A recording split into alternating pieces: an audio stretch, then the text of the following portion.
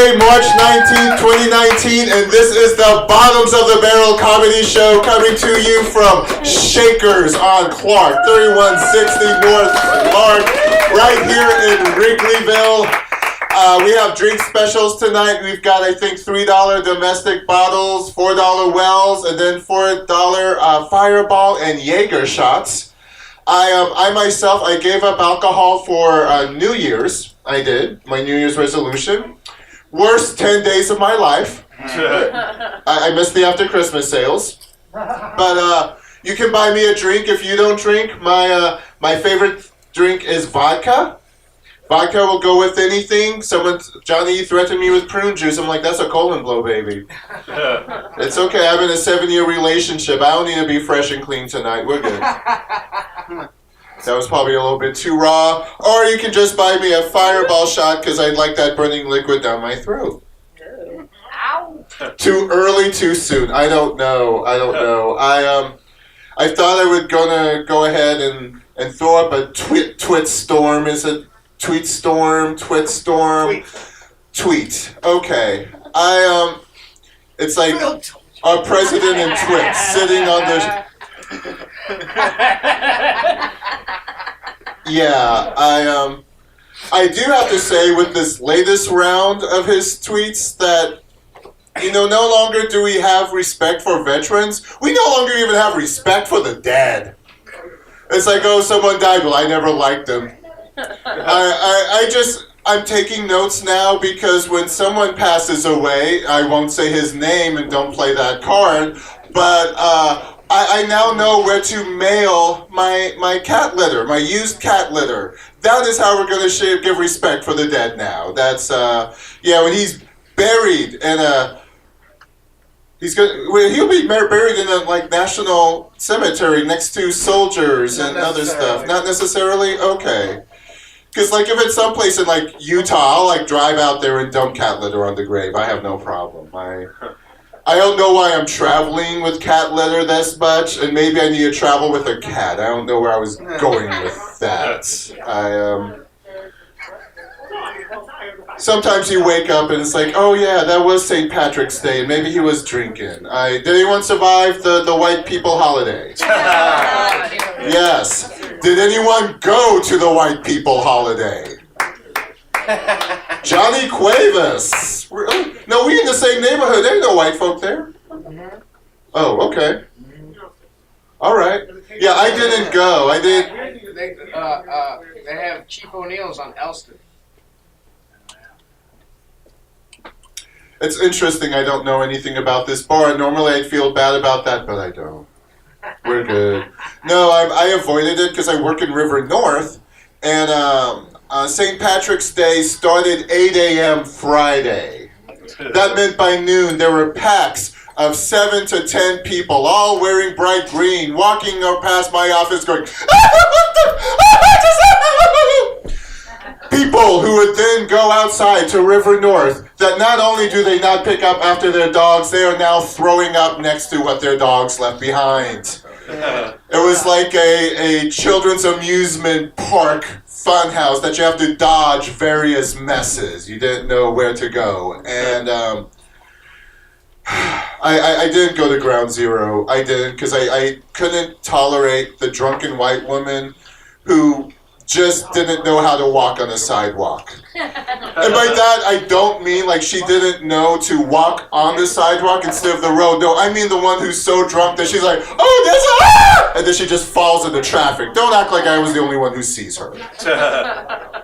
And that's okay, I don't know. And whenever I walk around Bro Central, I'm like, wow, this is the accused moment, isn't it? Oh, Jodie Foster, yes. I don't know. Actually, I'm gay, so if they attack me, I guess I could call it a hate crime. And then, Fox News would say I was loving every minute of it. Our next comedian, we're going to go ahead and get this train wreck started. I've had enough of me and I'm the host. Our next comedian, he filmed something with me a couple years ago called The Offensive Line, where we learned that you should not let him in your house, and especially not near your girlfriend. Give a round of applause for Bobby Hill.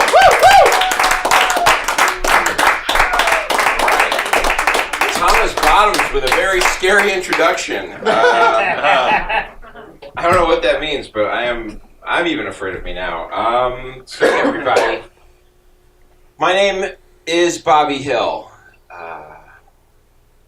I know. I get it. I am aware, okay? For those of you expecting a little yellow-haired cartoon boy, I'm sorry. Also, screw you, okay? Stop asking me about it. I've seen the show. Okay, I've seen the show. Don't do that anymore. I'm aware that it exists. I've never watched it, all right? I'm not going to start watching it. That's how it goes. And I get it, you know. I had somebody... This young dude came up to me the other day and he asked me, he goes, Bobby Hill, wow, is that a stage name? Like I would choose it, you know? And I was like, no, my real name is Theodore Huxtable. I had no idea. Cosby's aren't in the air anymore. I wonder why. And I get it, you know, you meet somebody who's got a familiar face or a familiar name, you want to connect, right? It happened to me one time, I met this girl after a show where I did a bit like this, and she goes, Bobby Hill, I totally get it. My name is Stephanie Tanner. She goes, one time I was at a club and I handed the bartender my credit card, and he goes, say hi to DJ for me. And I just looked at her and I went, how rude. Full house crowd, that's good. We're off to a good start. This is great. I'm glad to be here. I'm excited.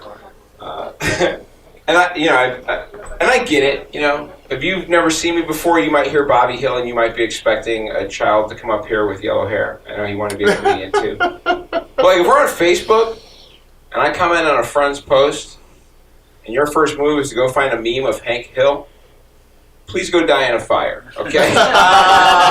Preferably a propane fire, all right? That's. None of you have seen the show? Good. Yes. I haven't either. I've never seen the show either. Everything I know about King of the Hill I picked up on Wikipedia. That's all I know. I have no idea what's going on with that show. I wouldn't. You can't do that. You can't watch a show when there's a character with your own name on it, okay? Ladies, if you meet a man named Scott Baio, and he's not the Scott Baio, but he knows all the words to Charles in Charge, run, okay? That dude will wear your skin like a Snuggie, all right? He wants to be in charge of your days and your nights, all right? One person knows the Charles in Charge theme song. That's good. It's so dumb. Those are all the TV show jokes I know. I'm not going to tell you more of those. That was bad. My eyes are red all the time. I've got bad allergies, and it stinks because people are always like, hey, Bobby, are you high? And I always have to be like, yeah, but that's not why my eyes are red. Got allergies. So I always look like I'm high, which is fine. I mean, I do smoke a lot of weed. I can't, these are notes because I smoke so much weed I don't have a great memory, and it's either hip-hop lyrics or jokes, okay? And Wu-Tang Clan ain't nothing to F with, right? Is that how it goes? Even down to the underwear. It's Wu-Tang underwear tonight. Oh, God. Wu-Tang underwear. It's on right now. And you may be thinking to yourself one of two things, like, holy cow, did that guy just wear Wu-Tang underwear tonight specifically for this set? Or does that guy have like 30 pairs of Wu-Tang underwear? And the answer is yes. Both of those are true. You might even be like, wow, that dude's woke. He wears Wu-Tang underwear. And if I told you that I bought it at a Target in a 2-pack, you'd be like, maybe not as woke as I thought, you know?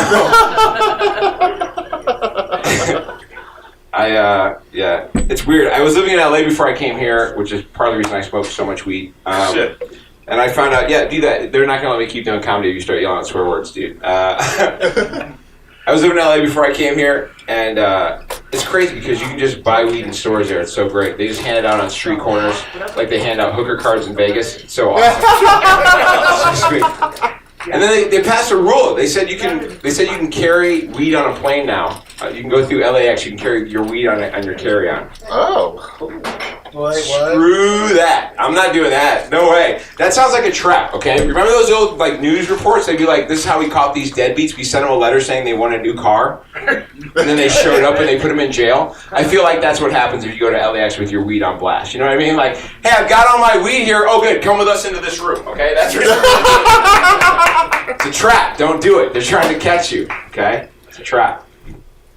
It's actually true. You can bring your weed to LAX, which is great. Because now I only have to worry about hiding my cocaine. Much better deal. Now, like cocaine in this room? What's going on? Is it dry? Is Chicago a dry place? Or do you think I'm a bad person because I fly with cocaine? I'm just kidding. I don't fly with cocaine. I buy it here, okay? It's much better. The product is actually better than California. It's so weird. It's a weird deal. I had a lady come and talk to me at a show one time, and she goes, don't you ever, like, get nervous? Like, you go from city to city, you talk about drugs on stage, like, don't you ever get nervous? And, like, here's how much I like drugs. I thought she meant, like, what she meant was, like, don't you get nervous that, like, maybe a cop's going to be in the audience and want to talk to you after the show. But what I thought she meant was, like, aren't you afraid you're going to have to share? You know what I mean? No, because I'm not going to share, okay? There's nothing that'll make me share. Unless you're a cop, and you ask nicely, and then I'll share. I'll do that. I'm a big dude. I don't know if you guys noticed that by the behemoth man standing in front of you. I am 6'2", 250 pounds. That's a real number. Ow! I did it all myself. It's genetics. I didn't plan on it. It's just the way things kind of shake out when you eat like I do, and your dad is a giant person. That's cool. It's weird when you're a big dude because people just assign you physical tasks without you even wanting to do them, you know? And it's like, hey, Karen, I didn't get this size so I could carry your bookshelf, okay? I got this big because I'm afraid of white dudes too, all right? That's what's going on. I need to protect myself, okay? It's odd. Getting older, I like that. Because I'm tired of helping you little idiots move, okay? Stop asking me. I don't want to do it anymore. I don't want to come to your house on a Saturday morning at 8 o'clock and help you move some couch that was in your apartment when you moved in. And I got to use some damn Pythagorean theorem to get it out of the door. Screw that. I'm not doing that anymore, okay? I like it. I like being older. Because now you just give people random excuses and they don't even check. I told the dude last week we asked him to move that I had a goiter. He didn't even Google it, okay? I don't even know what a goiter is, but it sounded like some old people stuff. That's worse. It works. Here's the deal. In 2019, if you have money to move into a new apartment and you don't have money for movers, you don't move, okay? You stay in that dumb house you couldn't get out of. Drive Uber or Postmates or whatever and get your game room, okay? Get your life together. Stop asking me, all right? I'd rather give you $50, okay? If I give you $50, will you go hire somebody else to do this job? That'd be great. Just do that. Next time somebody wants you to move, just be like, can I just give you $50? Because I'd rather give you my own personal cash and have to get up on a Saturday morning and come and lift things for you, okay? Because I'm your friend. Okay? I'd like this relationship to last. I realized I had to start getting in a better shape. And it's weird because when you're younger, and you're trying to get in better shape, people are like, oh man, you trying to have sex? When you're older and you're trying to get in better shape, people are like, oh man, are you sick? Why no more cheese, big man? Why no more cheese? I got P90X. You know about P90X? You guys know about P90X? Yeah? Where are my cokeheads and insomniacs? Those guys know. It's on at 2:30 in the morning on TBS, okay? And if you're watching TBS at 2:30 in the morning, you either can't sleep or you're doing a lot of blow and you can't afford better cable. Okay, that's what's going on. If you're an insomniac with a runny nose, you're a cokehead. Don't lie to me, okay? I know, sniffles. What's going on? Screw P90X, man. Screw it. It's terrible. The guy comes out and he looks like they resurrected Dick Clark and gave him all the HGH, okay? It's not going to work. You're too shredded. You're shredded to the bone. Even on my DVD player, I cannot watch you do this, all right? Second, he comes out too late in the show. He comes out and he's like, hope you guys are ready. Hope you got your H on your ground and your towel and your water. And it's like, no, Tony. No, the hell I don't, okay? I need Tony to start somewhere better for me. I need Tony to start like joint in hand in bed, okay? I need him to start in bed just like... Y'all ready to get this workout started? Alright, we're gonna get up on 1, 2, 3. Nope, too fat. 4, 5, 6. Alright, we're gonna pretend to take a dump while we play 2 games of solitaire and squat. 1, 2. 2 abs. That's all I got from P90X. And they're at the top. What the hell am I gonna do with 2 abs at the top? You can't do a sexy striptease for some young lady trying to lead her across the wasteland like Moses led the Jews across the desert for 2 abs? You guys are great. My name is Bobby Huffman. Time to start. Bobby Hill, everybody! Yes, give him a round of applause. I'll have you carry my weed through airport security. I got you. Oddly enough, they always stop me. There's this, like, airport security outright hates me. They always stop me. And I don't know what. I always, like, when they start feeling me up, I'm like, ooh, I'm getting to first base. And then when they give me the dirty look, I'm like, I had Taco Bell today. Want to check inside?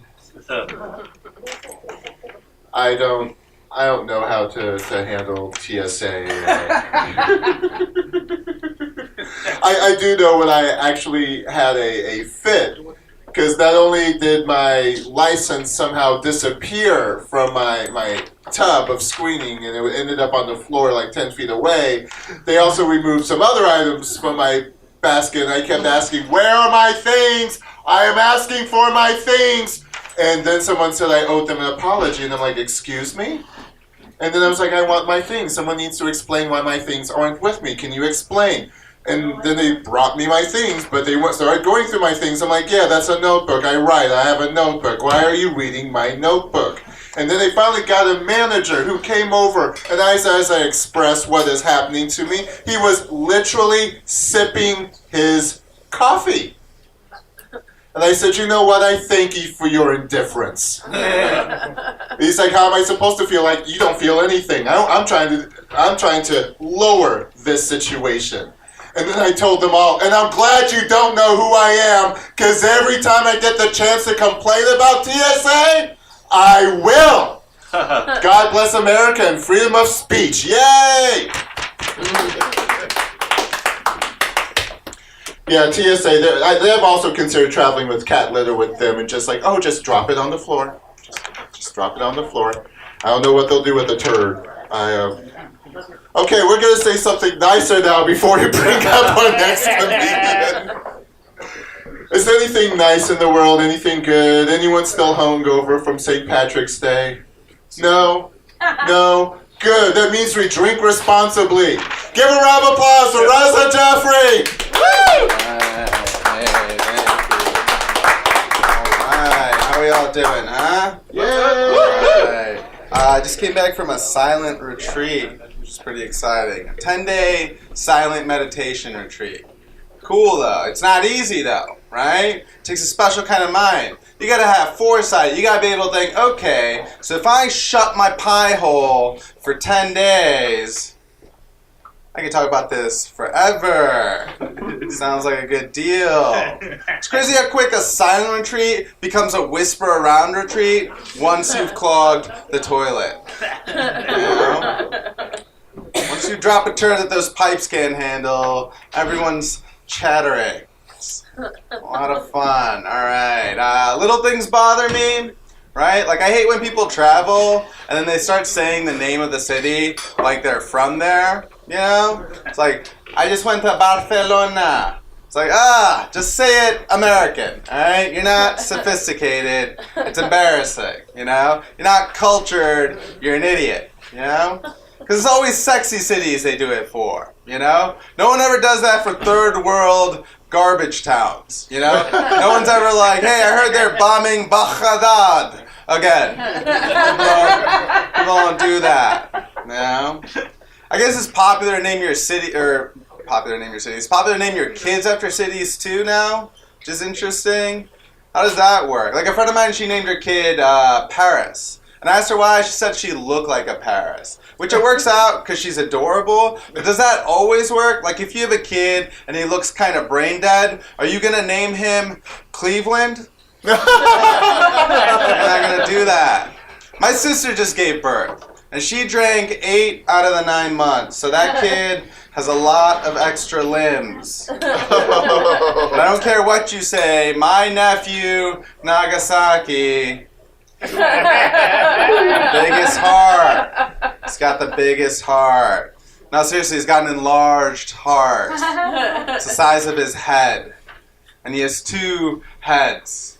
You know? You never know which face to look at when you're talking to him. And we named the main face Nagasaki and the other one Cleveland. Right. That joke's funny because Cleveland's hopelessly poor. There's no opportunity for the people of Cleveland. And they're all addicted to heroin. So that's why that's a good joke. All right, I think I lost you at the end there. All right. I grew up Muslim. Oh my God. Thank you. So warm. I love it. I wasn't always Muslim though, right? I thought I was, but I was actually Mexican until 9/11. And people were like, hey, we've never seen you eat tortilla chips. So I have to fast up. I have my own conspiracy theory about 9/11. I think it was a bunch of Muslims who were tired of being confused for Latinos. And they were like, we gotta do something about this. And then they did. And they did it well. Alright, I'll stop. I'm not saying it was the right thing to do, I'm just saying perfect execution, right? Like the first plane went in, I was like, ay caramba! And the second plane was going, hey, go! Alright. That part usually does not work here. It works great in Yemen. That's a killer. That's my closer when I tour Syria. Right. Let's see. I'm Muslim. I'm not Saudi though, right? That's kind of a silver lining. Even other Muslims are like, I don't know about these goddamn Saudis. We all Saudis in here? You know how I know you're not Saudis? It's because there aren't 15 Bugattis parked outside. It's a clear sign you're not from the kingdom. The people of Saud don't ride their bicycles to a dingy bar. It's not cool to seem poor when you have oil money. It's strictly a Logan Square thing. I don't know. I live in Logan Square now, which is cool. It's nice in Logan. Is anyone from there? Yeah, Logan Square is nice if you want to live next to all races of people who are otherwise exactly the same. Yeah? Alright. I've never looked at somebody in Logan and thought, I wonder what his politics are. That has never happened. But it's cool, it teaches you things. Logan's taught me that you can be quirky and weird and still be so unremarkable. I think that's special, you know? I don't know. Alright, there's a slow clap. Alright, I don't know. I didn't mean the Saudi stuff. If any of you are Saudi. I feel remorse, and it humanizes how terrible my material is. Alright. I don't know, I just like cultural humor, you know? For those of you who don't know, cultural humor is just funny racism. That's my brand. Otherwise, I like, I don't know, Irish, what is that holiday? St. Patrick's Day? That was fun. Is it just me, or do Irish people look like they went through the potato famine? Is that... like they didn't get all the right nutrients for a couple generations? The potato famine suggests that there was a time when all they were eating was boiled potatoes, and that's when things were going really well. That was the golden age of the country. Alright, I don't know, I'll stop. I got a puppy recently, and a letter though. It's nice. Yeah, I'm new age, so I don't beat him. You know? No, I think you teach a puppy anything just by talking to them. Like the other day, he ate a sandwich off my plate. I didn't get mad. I just looked at him and said, baby, this is why your mother left you. Alright? Do I look like a doggy to you? No, it's because you come from a broken home. Because you do things like this. So you better shape up. And voila, he hasn't eaten anything in weeks, actually. Yeah, now he just stares out the window and chain smokes. Point is, it's not hard to be non-violent when you're a good person. Alright. Just got a girlfriend. That's nice. Yeah. I'm new age, so I don't hit her. Yeah. No, I think you can teach a girl anything just by talking to them. Alright. Like the other day, she ate a sandwich off my plate. I didn't get mad. Alright, it's a joke. I do have a girlfriend, which is nice. We're doing it interracial style, which is progressive, you know? It's hard dating interracially, right? It's different cultures, different religions. I grew up Muslim. She was raised Catholic. It's hard dating someone you know is going to hell. I think that's hard to reconcile. All right, I lost you about the women beating part. I didn't mean it, I promise.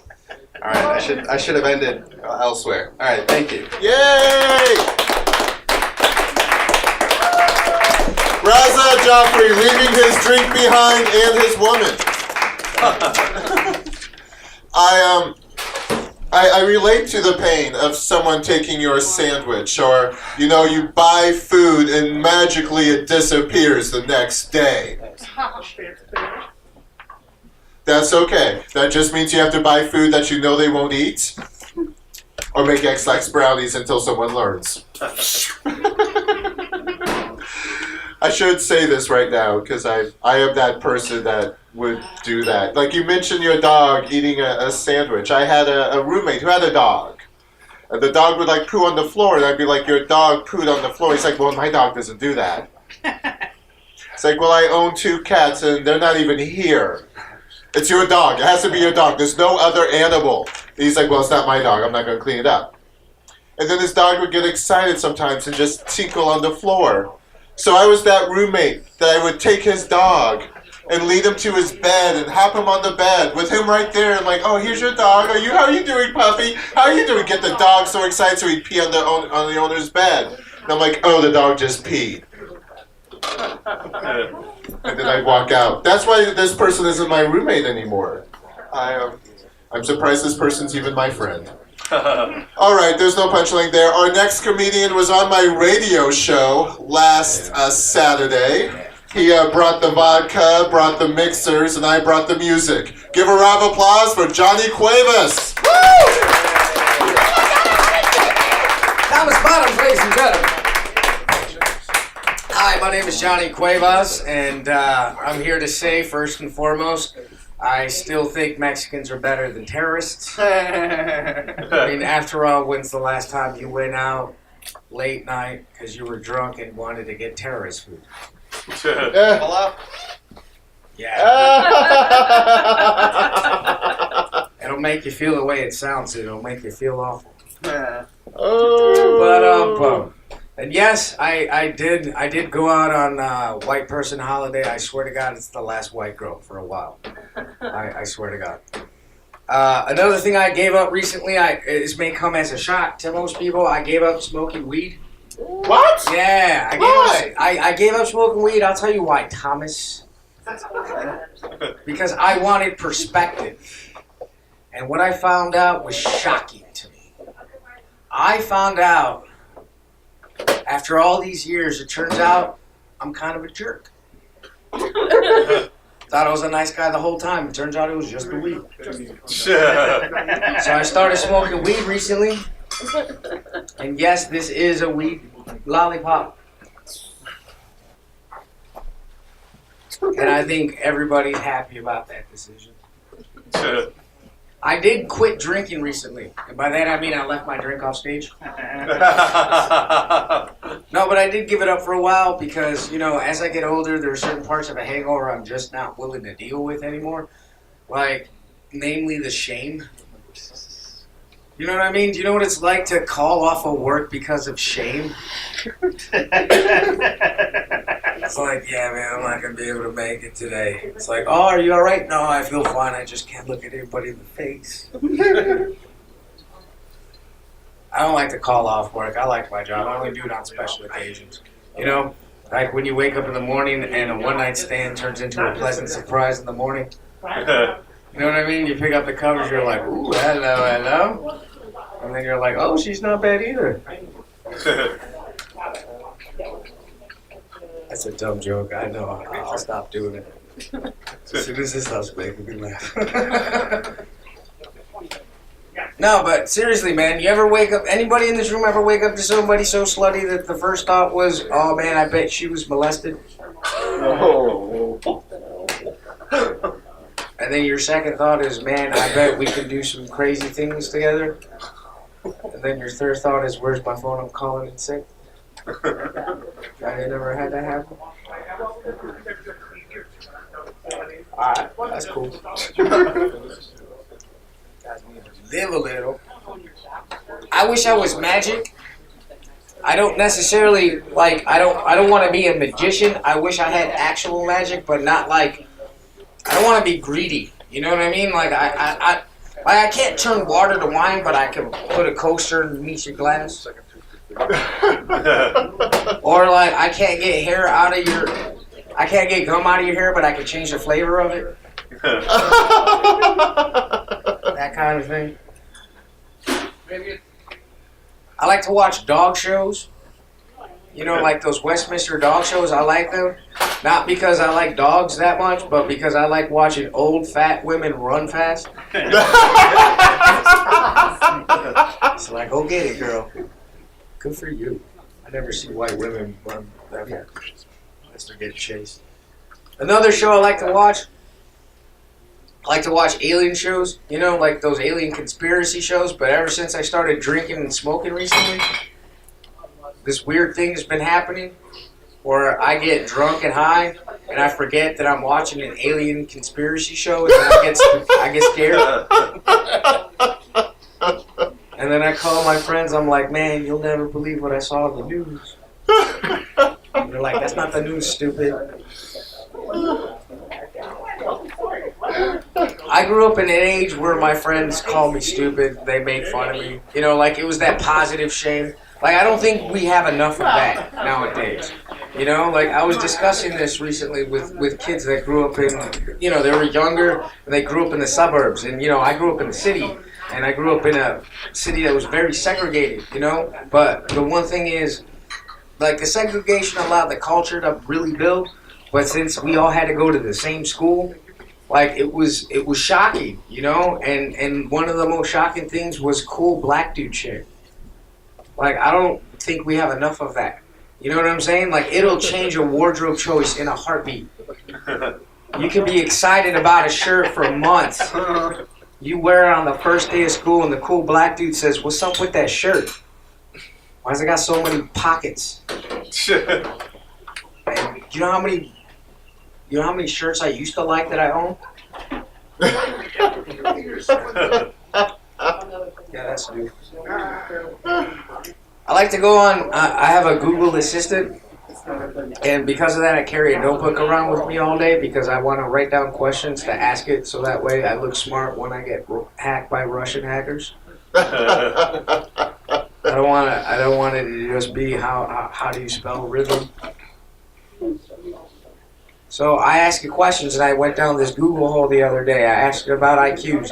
Like, we could all agree that, like, actually the IQ test is based off of 100 being the baseline, 100 being the average intelligence, right? We could all agree to that, right? You're talking to somebody who has an intelligence of an IQ of 100. You're not talking to an idiot, but you're not also talking to a savant. You know what I'm saying? Like, it's right in the middle. Now, I found out that 65% of the population has an IQ between 85 and 100. 65%. That's crazy. That's more than half. I know I should probably say that because 65% of you guys are in that range. But 65% between 80 at 83, the government's army will not take you because you cannot learn a skill. So that made me think of two things. Number one, there's a lot more dumb people than smart people. And number two, because of that, everything popular must suck. So I decided to test this hypothesis. You know, I looked around at what was popular. Trap music. Oh, God. It literally is telling you what it's trying to do. It's called trap music. Just got the light, so I'll just go to the last one on the list. The last one on the list, woke white people. That seems to be very in vogue nowadays. Guess what? They stink.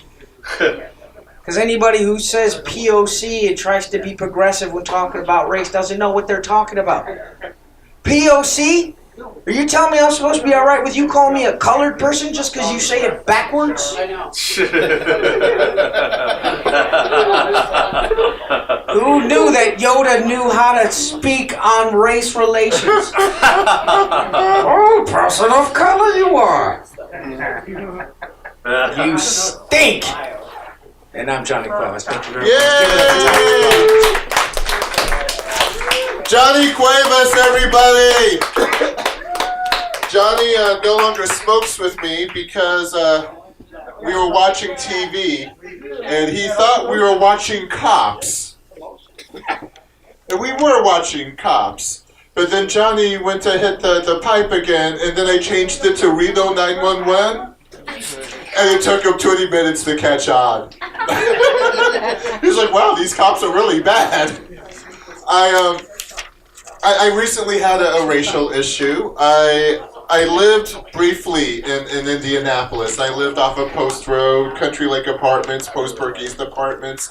Post Burcastro does not have a Yelp review. They're not that high tech. Country Lake does. It has one word, ghetto.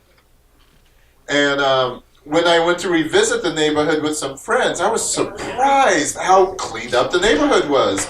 The gangs were gone, there was no more homeless, there wasn't raw feces, they had painted, the dumpsters went on fire. Like, it was nice. I was like, wow, this is nice. But then I got out of the vehicle that my friend drove to go take photos. As soon as I closed the door, he locked it. I asked him, I was only 10 feet away, why'd you lock it? He's like, that was the scariest neighborhood I've ever been. At all. And he's from New Lenox, so we can give him some credit there. That's the only thing I know is I needed to wear sunglasses when I went to New Lenox. It was too white. But then they took the next step. They then began to call me ghetto trash and drop the N-word. And I'm like, you're white, don't do that. Really? We can't say, no, don't. So after there wasn't going to be a 3-time. It's like, I really don't need to be around you guys. I kept telling you not to say that. So there we are. But I think one of them is a Hoosier. He is from a country Indiana town. And I recently saw a movie with a Hoosier. And I did not know he was a Hoosier. I had inklings. I thought he was a day walker. He could pass for normal. Do we have any other Indianians in the house? Am I shaming anybody? Okay, good. No, we watched trailers, and he was like, oh yeah, that looks really good. That female remake of that male movie that, oh wow, they're younger and hotter now, and they're women. Yeah, that looks good. I'm like, no. No, that's not a good qualification for a movie. What's worse is it was Captain Marvel. He was like, oh, that's a good movie. I'm like, I have to admit, Captain Marvel, the whole premise is that she's having to learn to control her emotions. Oh, spoiler. Well, couldn't she act a little bit more like Nomi Malone from Showgirls or Cookie Lyons from Empire? That's certainly women who need to control their emotions. At least in Cookie's defense, when she grabbed the broom handle and beat her child, he kind of had it coming. He kind of had it coming. We could forgive that, but... Huh? Well, he was grown, he was disrespecting his mom. She had done time for that boy. Who's on there? Come on. Love and respect. Okay. Our next comedian coming to the stage, I don't know if he's done time, and I had to double check he wasn't an Indianian. Give a round of applause for Kyle Allen. Woo! Thank you. So, get started off. I just got this haircut. Yeah, that's right. No applause needed for that. Yay! As soon as I got this haircut, someone told me that I looked like a recently divorced lesbian. Which is endearing because that implies someone tried to love me.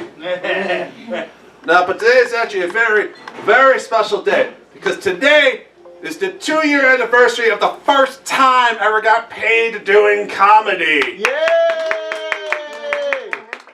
It was only $20. But that's not important. Because what matters is that I was the first to find it on the floor. Yeah! Gotta start from the ground up. Also, just got started on my vacation. And by vacation, I mean I got rear-ended and now I get to drive a rental car. Yeah. Yeah! It's a lot of fun. I'm just not looking forward to the day I have to give it back. Because I know I'll never be able to drive anything as nice as a Ford Focus.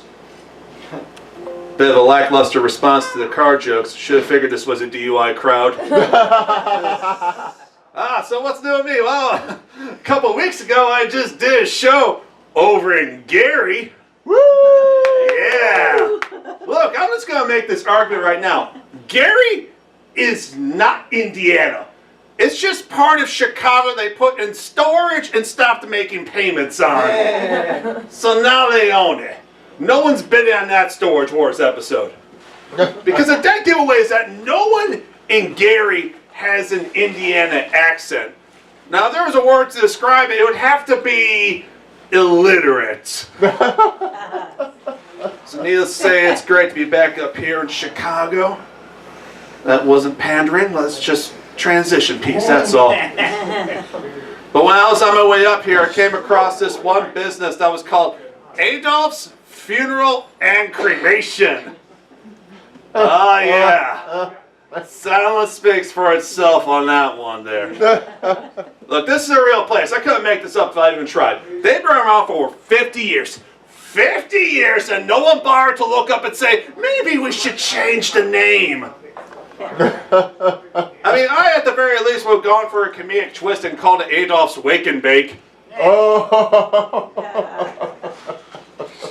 And to the viewers watching this at home, this is how the set's going to be for the next 6 minutes, so buckle up! Yeah! Oh, and I'm still trying to be a better person, still trying to work on myself.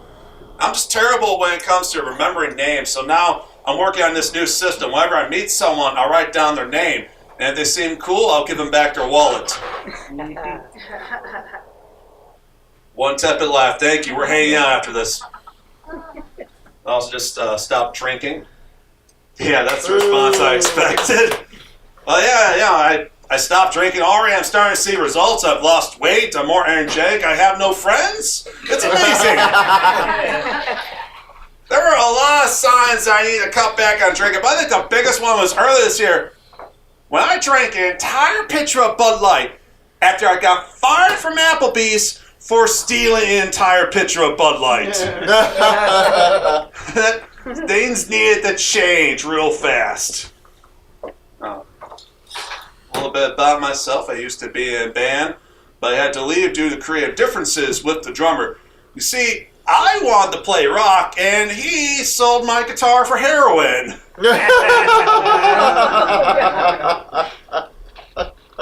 Also, when I was younger, I went to the Chicago College of Performing Arts because I wanted to pursue a career and live with my parents. Yeah, it's a wonderful school, though.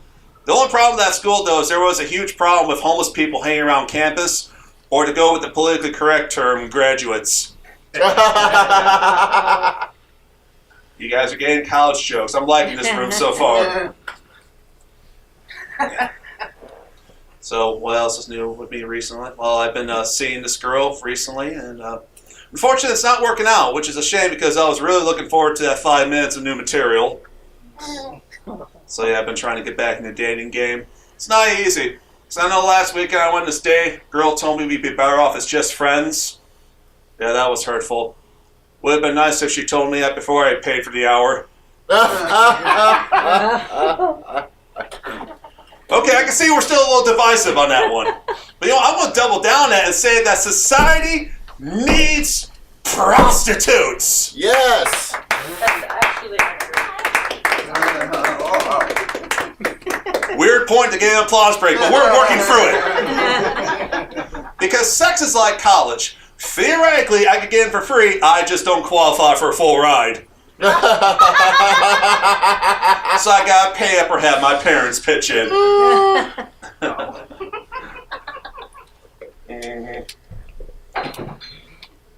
Yeah, so you guys watch The Big Bang Theory?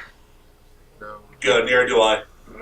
I'm not a big fan of The Big Bang Theory because they have a hot chick and a group of nerds. Look, I'm sorry, but I grew up with nerds, and the closest thing we ever had to a hot chick in our group was me with long hair. Oh, that's right, Shakers, drink in. I used to have long, luscious, luxurious locks. It was beautiful. When I had long hair, people told me that I looked like Neil Young. And then when I got short hair, those same people were telling me I looked like Ted Bundy. Side note, am I the only one who thinks that Ted Bundy sounds like the name of a comedian? Can you just imagine that comedy club marquee? Night Improv presents Ted Bundy featuring Johnny Wayne Gacy, hosted by Jeff Dunham. Okay, admittedly, not a great lineup, but at least two of those names are guaranteed to kill.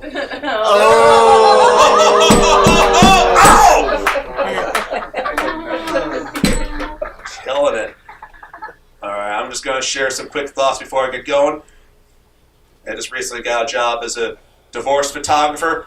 Basically the same thing as a wedding photographer, except now I take pictures of them cutting the cake and dividing the assets. The craziest sex I've ever had was on the hood of a car. It was a lot of fun, but the salesman still wouldn't lower the price.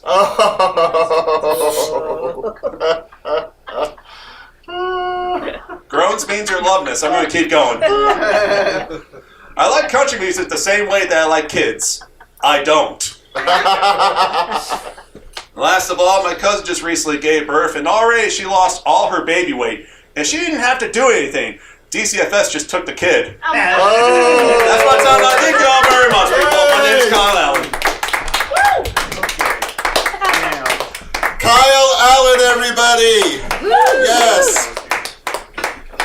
Talking about Ted Bundy, I'm scared to ask if he likes brunettes. I guess I'm the only one who watched the documentary. Our next comedian coming up, I have not seen him in a couple of years. I want to say last time I saw him was next to a strip club. We were doing a show next to the strip club, and just the fact that the stroll was a couple blocks away does not mean anything. Great, give a round of applause for Ray Arebalo!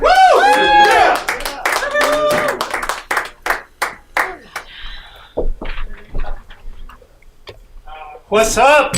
Yay! Yeah, I can't swear. Like, really? I'm old. You know what comes out of my mouth almost all the time? Just swear words. Gotta remember. Guys, I don't know if you know how old I am. You ever How seen old The are Last you? Supper? I was there. I was the one bringing food to my cousin Jesus. Better than that, when Moses opened the Red Sea, I was there too. Come on, get across the water. Water's up. Get on the other side. Yeah, this is fun. Kyle, Madsen. Yeah, we're from the same area. We drove. Yeah, my real name is Raimundo Arebalo Jr. Garcia Aguilera Martinez. Abdul. Because my mother said we were Arabs. So, can I make a bomb? No, you make a good burrito, but no bombs. So, I'm good at that. Yeah, this is kind of weird, Talking about exercise earlier, and my wife decided we're going to do exercise. Bought the whole gear and everything. She exercised for one day. That was it. No more exercising. Aren't you going to exercise? Don't you want to exercise? I mean, our exercise is just, I guess I can say it, having sex. Oh. I mean, just looking at each other. That's as far as it goes. No, casino. At our age, it's a casino. And we went, this is what that is. Yeah. I was trying to figure out what that was. Wow, weird. We went to the casino Ameristar. Anybody goes to the casino around here? You guys are young, you don't know about it. Well, we rented a room there. And, I mean, we're both up in age, kind of like 66. And we got in the room, And honest to God, from 8 o'clock to 4 o'clock, this is all you heard. And that was the room next to us. Because I looked over and she was sound asleep. It wasn't us making all the noise. I almost felt like knocking on the wall. Next morning I asked my wife, I said, did you hear all that noise? No, I was sleeping. Really? We walked out, this guy walked out, had shoes about that big. She goes, no wonder she was crying. I guess she was still sleeping. Yeah, I guess you're an older guy there. Yeah, I know, you must understand. Don't look back, you can't hide. I mean, how old are you anyway? Old enough to know better and young enough to keep getting in trouble. That don't work with me. That don't work with me. I already passed that stage. Ray, I'm a couple years younger than you. Okay, see, I kind of figured that. Oh, gee, thanks. Yeah, wait until you get my age. I lost, I am real loud on the mic. I finally figured out why. I'm deaf I just went to the doctor, told me I couldn't hear nothing. Which I just took my hearing aid off. That's what I do when my wife is around. Yeah, I know. What? Put it back on. What? I love that. Well, to a certain extent. But my son calls me Lucky. I don't know, years back I seen a cartoon. It was a dog, had one ear missing, was blind from one eye, had no tail cut off, had 3 legs. His name was Lucky. I said, Dad, you're lucky. I said, why is that? You're blind from one eye, you gone deaf, your feet are crooked. Shit, I guess I'm that dog. I'm really lucky. But no, it's rough getting old. Yeah, I've been married for quite a while. Wanted to go start dating again, but my wife told me I couldn't. That's the only thing that's stopping me now. Been married for 48 years. Long time. I don't want to hit 50 because 2 of our friends, the male hit 49 and they were going to get anniversary thing the following year for 50. They both died.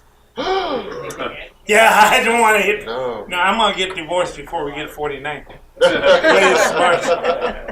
No, I've always wondered about this. People talk about God and this and that. I went to pick up my granddaughter. She's at that time she was 5. It was preschool. I'm standing there, it's kind of cold. This white lady said, oh my God, it's cold out here. Black lady looked at her and says, as long as the good Lord wakes you up, it's good.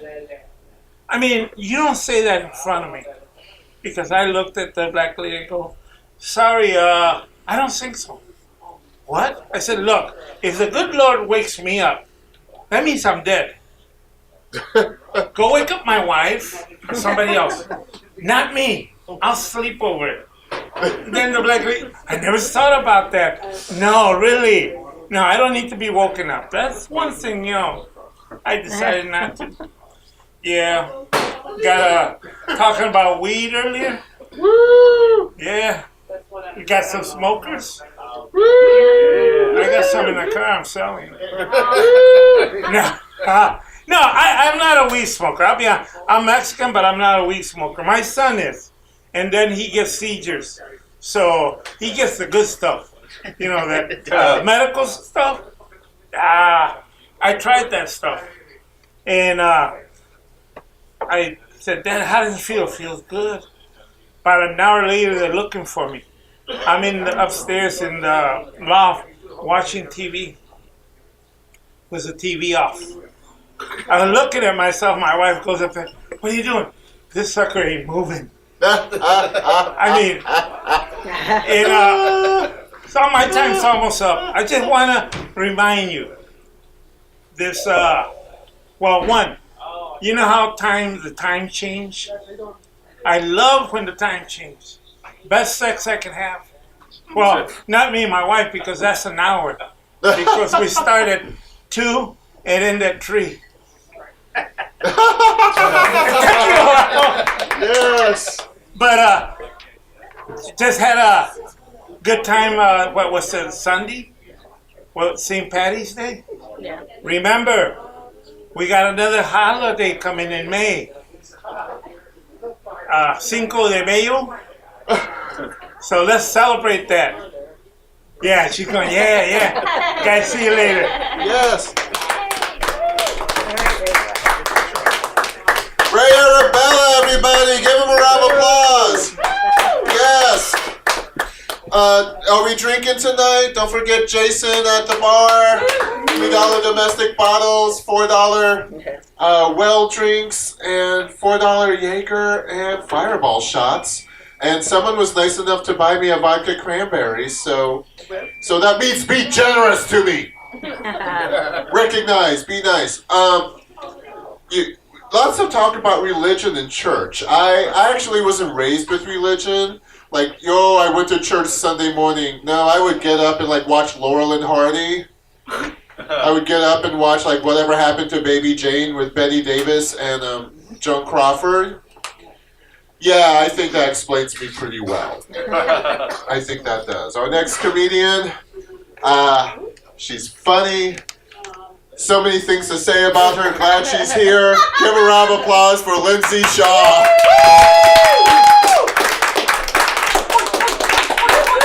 Thank you. Keep it going for Thomas. And yourselves. Yay! This room, it kind of feels like a support group. It's rehab at a VFW. You guys, I recently just got out of a relationship. I know, right? It lasted a minute. It was about a month only, so I don't even think it qualifies, but it was only for 2 weeks on Facebook. It was official for 2 weeks on Facebook. Yes, I'm 14. 2 weeks. I've had orgasms last longer. Not from him.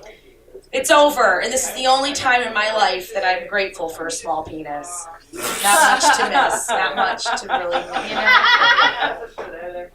See you later. Thank you, next. It's over. But, I'm grateful not only for walking away from millimeter tweeter, but also I'm glad he didn't do one of those I forgot to pull out, now you have to get plan B. Next time someone does that to me, I'm suing them. That's a war crime. You spring plan B on me? No, I don't do well on that shit. I might as well be taking Agent Orange. No. I do not respond well to plan B, okay? I act like Kylie Jenner used to look. Not pretty. Not pretty on this stuff, okay? I don't appreciate it. Up your pull-out game, Charlie. Had enough.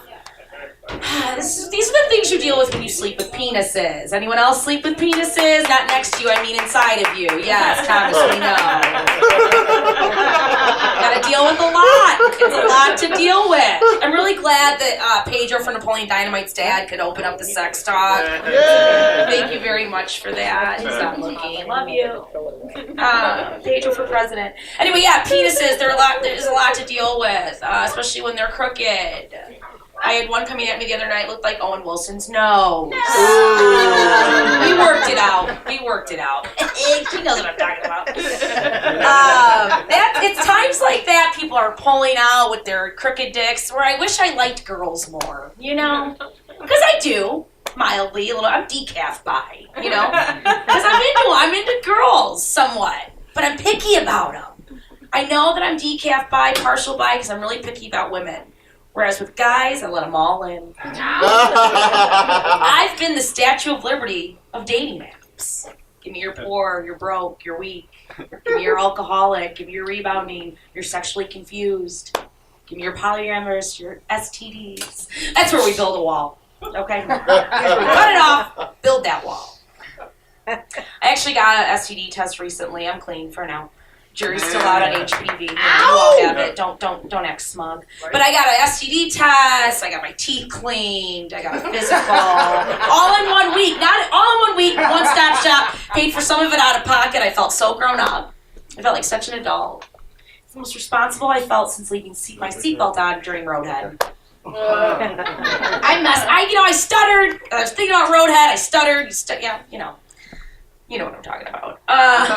Okay. So I'm wearing the I'm sick. I'm recovering from St. Patrick's Day. I worked on St. Patrick's Day. These people are animals. They're animals. Yep. I got off that shift. I smelled like sanitizer, Jameson, and someone's unwanted pregnancy. Everyone makes really poor decisions on that day. They drink way too much. By the time I left work, everyone looked like they had Bell's palsy and a yeast infection in one eye. I got the fuck out of there. It looked like a zombie white apocalypse. It was bad. Moving on. You guys, what was I going to say about, I don't know. Sorry. What else? Oh, that's a nice silence. Current events. Drunken. Anyone here been to jail? For how long, Thomas? Never mind, back to me. I was actually in jail for a long time. 28 days, top that. Ooh. And before you go to jail, I think some people in the back, you guys have at least been in the drunk tank. Come on, I see some DUIs over there. Before you go to jail, you gotta go to jail, you have to psych yourself up. Like, what's the silver lining, right? Okay, I'll go in, I'll get to work out a lot, I'll walk in circles. Maybe I'll finish a book, get some braids put in my hair, at least get eaten out. Right? It's a real letdown in the clink. It's a real letdown. Because you get in, it's nothing but instant chili you've got to cook up for walking tacos. And Cosby reruns. I know, too soon. He wasn't in my block. A year and a half later, I'm out of jail. I think my hair's falling out. That's why I'm always wearing a goddamn hat. I look like Gothic Punky Brewster right now, okay? I think my hair's falling out, and I'm taking these vitamins, women's vitamins, okay, with collagen in them. Yes. I thought that's a nice balance from Pall Mall and semen. But like these vitamins, they're making my nails really strong. They're like talons. My hair's coming in stark white. I look like I'm about to kidnap some fucking puppies. And I keep queefing. I mean, these vitamins are not really... Ew, right? Gross. Needless to say, I'm not going on a lot of brunch dates. Because my hair, I think it really is falling out, which means I'm one step closer to becoming Danny DeVito. So we're making progress. Yeah, but I'm not going on a lot of brunch dates. You guys go to brunch here? Are you familiar with this concept? I know you brunch, Thomas. You bring your dog to it and everything. Pushes up your stroller. You're that person. The dog's got like a fucking puffy vest on, and you're like, mimosas, please. I have to work brunch, and this is what I have to deal with. Women, there's a gaggle of them that come in. They sit down. One of them's wearing a shirt that says shopping, texting, champagne, white supremacy. She opens her mouth to speak and sounds like a Tinkerbell queef. She wants a buffet of drinks. Not 1 or 2, but 6 to 10, and I don't know why. I have a coffee, a water, a Diet Coke, hot tea, chamomile, iced tea, light ice, a mimosa. Wait, I'm gonna go. A Bloody Mary. A soy latte, and an orange juice. To which I want to respond, babe, are you ordering a drink for every year your dad ignored you? Because I'm not a counselor. Okay? Yeah. Take it up with Oprah. Thank you guys so much. Thank you, gentlemen.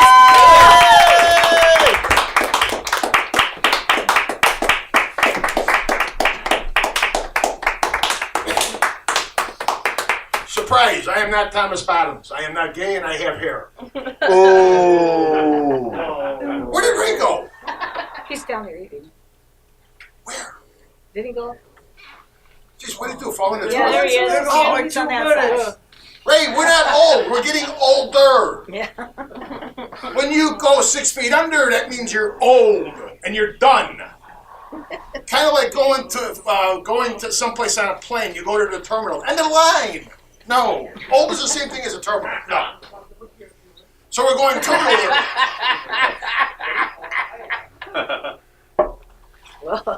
Smoke another joint. Oh, speaking of, does anybody have any weed? Because there's somebody in the audience that's jonesing for a joint. No? Okay, good. I won't mention who it is yet. the mass shooting last week. Goddamn dork. Hey, when I was an MP, I had to buzz. I was supposed to buzz somebody for having hash on them. I made him throw it down a sewer, and I had to remember where that sewer was because I wanted the hash. Hey, I was no Boy Scout or Girl Scout. Actually, I got kicked out of Boy Scouts for eating brownies. Oh.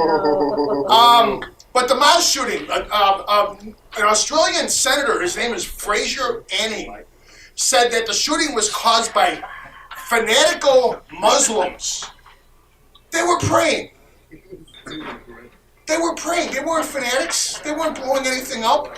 I Googled Fraser Anning's name. Now, Australian English is different from our English, so I Googled his name.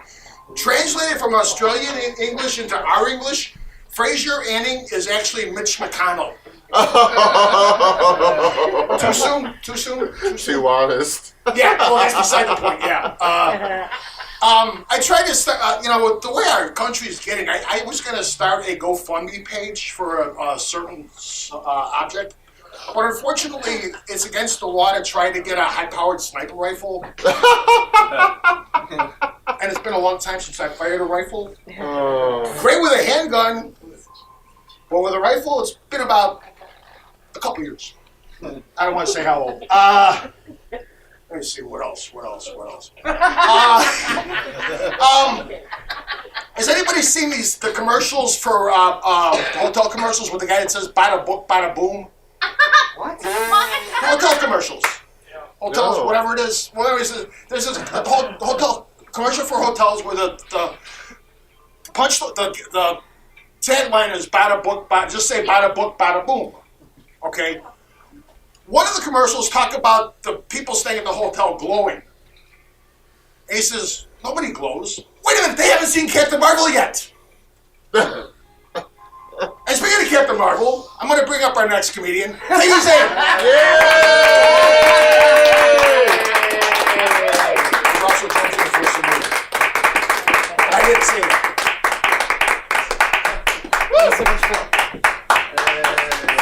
I always have way too many things in my hands whenever I'm coming up to a mic, ever. Hold on. There we go. Now we're good. Oh, sorry, and one more thing. I have to pull up my leggings, and then we can start the show. I wasn't going to do this, but there was too many tags that I had for other people's things that I just had to say. I got into an Uber on Sunday that smelled like pussy. Like, and the problem was, I was like, is it me or the Uber? Like, I don't know. Also, I realized there was a couple different persons up here that over-enunciated the word heroin. And I realized that you can tell if someone's done heroin how they say it. If they say it all the way, they have never done heroin. And I just wanted to point that out. And let's see here. If I ever got divorced, some cake would definitely be involved. And I am decaf bi on the other side of that. Like, we're like, yeah, sometimes dicks are fine, but most of the time, ladies are where I'm at. Let's see. Okay, let's go to my actual material. Okay, so I when I was a kid, how I dealt with severe anxiety was I would watch the TV Guide channel, like, exclusively. And if anyone doesn't know what the TV Guide channel is, it's a channel that had like a scrolling bar with a little screen on the top, lots of secure control about what was going to happen. It was very predictable. It made me feel very, very, very safe. But it also meant that I wasn't a very cool person because I didn't deviate from this coping mechanism when people would come over. And this meant when I got to 6th grade, my best friend at the time was like, we can't be friends while we're at school anymore. And I readily agreed. I was like, yeah, that's fine. That's fine. I can fake it till I make it. Like, this is fine. We can do this. And I just want to point out, like, I feel like that is always like just such an example of what a nice and good human being I am. And then I started to think about like other nice, decent human being things that have happened to me. And one of them is like recently someone made me sorry I can't bone you anymore waffles. Oh. Like, Yeah, but you know what? I'm such a good person. They made them for me. They didn't just ghost me. They made me breakfast.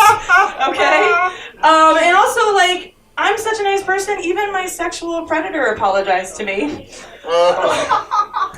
That's a true story, actually. That's not just like I'm funzy and I'm a comic. No, that's a real thing that happened to me. And actually, to get back to like my terrible 6th grade best friend. So what this meant was like we rode the same bus. So this meant going to the same school on the same bus, pretending not to know each other, and then getting home. And I would pretend to walk to my house and then literally sneak back through the woods to hers. And so what I'm trying to tell you is I've known what it was like to be a side chick since I was 12 years old. Like, yeah, it was good though. It was some good practice for some later choices I would make in life. So really it was like fine. And I looked a lot like the oldest brother from the Hansons when I was that age. And if you don't know what he looked like, he's the ugliest of the Hanson brothers. And so basically I just looked like an awkward, like, 18-year-old man when I was 14. But things got better, clearly. Like, clearly this is better now. Yeah, let's see. The next thing I wanted to talk about is recently I realized I'm like trying to get in shape, but like my doctor was like, you can't eat red meat and fried food anymore. And what have I done like every day since I was told that? I've eaten red meat and fried food since that day. And I keep telling people I'm starting my diet tomorrow, like it's every day. But I saw someone like run for the bus the other day, and I took a deep breath for them. Like I was like, oh my God, you made it! Oh my God, thank God, I'm so exhausted. Just watching you, I'm dying. And let's see, I actually probably did not prepare enough stuff for this because I did not know I'd be so tight with my time. But the next thing I'm going to talk about is like 7 months ago, I wanted to kill myself. And what I did with that is I went to the hospital. And when I got to the hospital, you think the day that you want to commit suicide, that's the worst thing that's going to happen to you that day, right? Like that's it. You've topped out. You're good. Not true for me. When I got there, I started my period in the ER. And they had let me choose the channel for the television, and I did not choose wisely. And I bled out of my vagina for 7 hours to Steve Harvey's mustache. Ow! Like, you think you like Family Feud, but you do not like Family Feud at all anymore. Again, you think topped out, Steve Harvey mustache, bloody vagina, that's the worst this day is gonna get. I get up to the mental health wing of the hospital, and I'm informed that I am not allowed to have tampons. What? Exactly, proper response. And I was a suicidal human being, really upset in the hospital, so you can imagine how I might have responded to this information. I was pretty upset. I verbally accosted a male nurse, being like, you don't have a vagina, you don't get to decide what happens with mine. And I also was like, why the hell can I not have tampons? What am I gonna toxic shock syndrome myself to death? Like I'm just gonna shove 5 tampons in there and that's how I'm gonna go out. Like that's how I'm gonna die. And when I told this to my sister when I got out of the hospital, she immediately goes, I would tell no one you died that way. She's like, I would lie 100% because that is the dumbest way to die that I have ever heard in my life. And since I sound, how much more time do I have there, Thomas? I'm about to light you up for 1 minute. Okay, I am gonna just tell a different quick little story because I don't want to end on that. Actually, you know what? One little bit more about the hospital, be quick. Yes. So I realized when I was hospitalized that once you admit to being crazy, that you just let out all the crazy. Yes! Like, you're just like, all the things you've been I'm 35. I've been controlling myself for like 34 years, like trying so hard to make everyone happy. And when I was in the hospital, I made them let me watch someone wash my shower before I would get inside of it. And that was fine. They were fine with that. Like, it wasn't a problem. They were like, yes, ma'am, we're going to take care of you. And that is enough from me. My hat's fallen off. This has been awesome. Thanks so much for having me, Thomas. Katie Zane, everybody.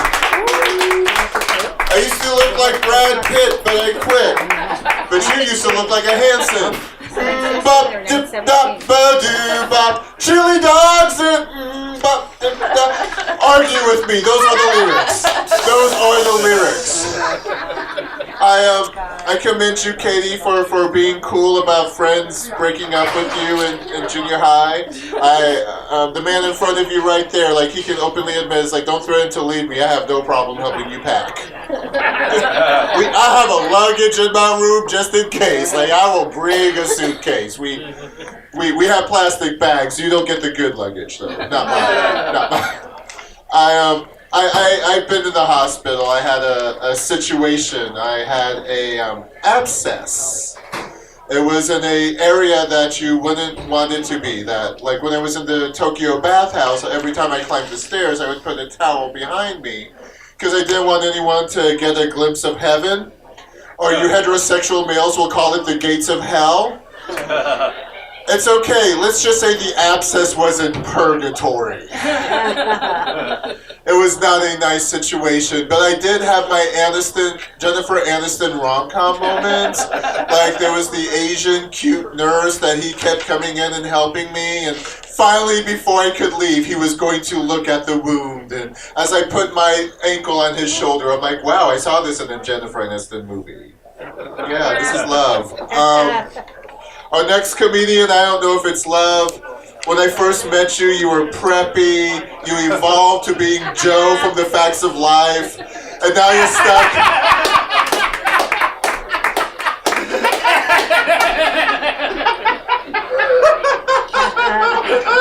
And you've been Glenn Danzig for like the past 3 years. I just, brother, I need to tell him not to try my name. And like everyone's gonna be shocked that I know about Glenn Danzig. So let's bring up Andrew Burcastro. Yay! All right.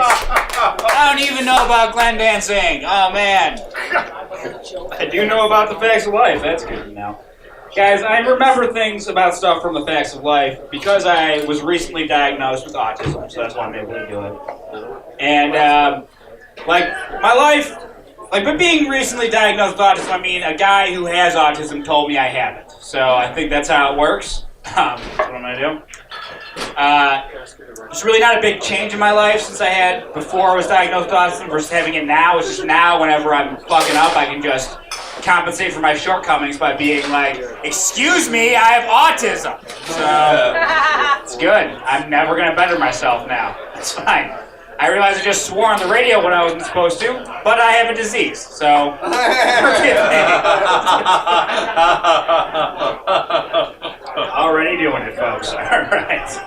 I had a dream the other night where I had to wrestle myself. And that's like a big metaphor, I'm sure, but the whole time I was just like, is that what I look like? Gross, you know? Alright. Enjoy your self-esteem, people. That's good. Alright. I don't know. I'm single now. I used to have a girlfriend, though. And we were in a monogamous relationship. And I know a lot of people in like open relationships, polyamorous relationships. And to me, that doesn't make any sense at all. Because for one, that means you have to be in a relationship, which is already too much work for me. I'm already tired. And for two, you'd have to still go out and try to have sex with other people. That sounds exhausting to me, alright? Like some people, they won't even be in an open relationship though. They'll just cheat on their significant other. And it's like, when do you sleep? It's not how do you sleep, it's when is the real question. It's exhausting. This guy's not, he knows. Alright, I don't know. I don't care for this president at all, folks. Sorry, I hate to say it. I don't. And the reason why I don't like this president is because he's the president. Like, the end. I don't need a second reason to hate the president, guys, alright? If you've ever liked the president, you're wrong. Sorry. That's just how that works. People say, like, well, there are some presidents I would like. I would like it if Abraham Lincoln was still the president.